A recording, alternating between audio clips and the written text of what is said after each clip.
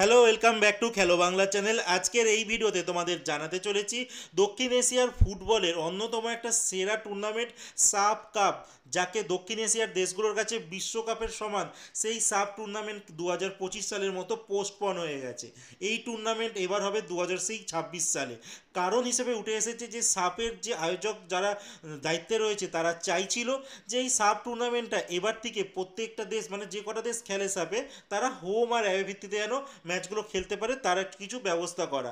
কিন্তু এই মুহূর্তে দাঁড়িয়ে সময় নেই আর তার ব্যবস্থাও করে উঠতে পারেনি, যার জন্য হঠাৎ করেই তারা সিদ্ধান্ত নেয় যে শ্রীলঙ্কাতে জুন মাসের 22 তারিখ থেকে জুলাই মাসের 5 তারিখের মধ্যে এই টুর্নামেন্টটা হবে সেই পুরনো ফরম্যাটে, যেখানে দলগুলিকে দুটো গ্রুপে ভাগ করে দেওয়া হয়, দুটো করে টিম সেমিফাইনাল ওঠে, তারপর ফাইনাল, এরমভাবে হতো। ঠিক তেমনভাবেই চাইছিল।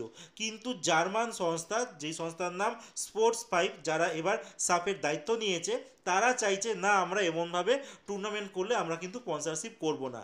তাদের বক্তব্য, তারা যদি স্পন্সরশিপ করে সেক্ষেত্রে ভারত অথবা বাংলাদেশে যেন খেলাগুলো হয়, কারণ এখানে আসলে কিন্তু খেলাগুলো ভিউয়ারশিপের অনেক গুরুত্ব বাড়বে, অনেক স্পন্সর আসবে। তো সেই দিক থেকে তারা চেয়েছিল যে ভারত অথবা বাংলাদেশে যেন ম্যাচগুলো হয়, বাট সেটা এই মুহূর্তে হচ্ছে না, যার জন্য পোস্টপন হয়ে গেছে সেই 2026-এ। তো এই সময়টা এবার কি করবে, যার জন্য শোনা যাচ্ছে যে শ্রীলঙ্কা একটা আমন্ত্রণমূলক মানে ইনভিটেশনমূলক কিন্তু একটা টুর্নামেন্ট শুরু করতে চলেছে, যেটা এবছরই হবে, আপাতত জুলাই মাসে হবে।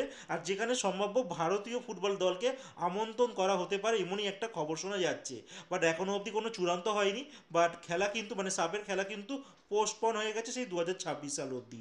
আর এই মুহূর্তে আরেকটি খবর তোমাদের জানিয়ে দিই যে ভারতীয় ফুটবল দল, জানো যে এফসি কোয়ালিফায়ার, যে কাপে এশিয়ান কাপের কোয়ালিফায়ার ম্যাচ খেলবে জুন মাসের 10 তারিখে হংকংয়ের সঙ্গে, এটা ভারতীয় ফুটবলের কাছে, মানে ফুটবল দলের কাছে অ্যাওয়ে ম্যাচ হবে। আর তার আগে কিন্তু ম্যানেলো মার্কুয়েজ একটা প্রস্তুতি ম্যাচ পেয়ে যাচ্ছে। এই প্রস্তুতি ম্যাচটা হবে 4ই জুন, যেদিনকে ফিফা ফ্রেন্ডলি ডেট রয়েছে।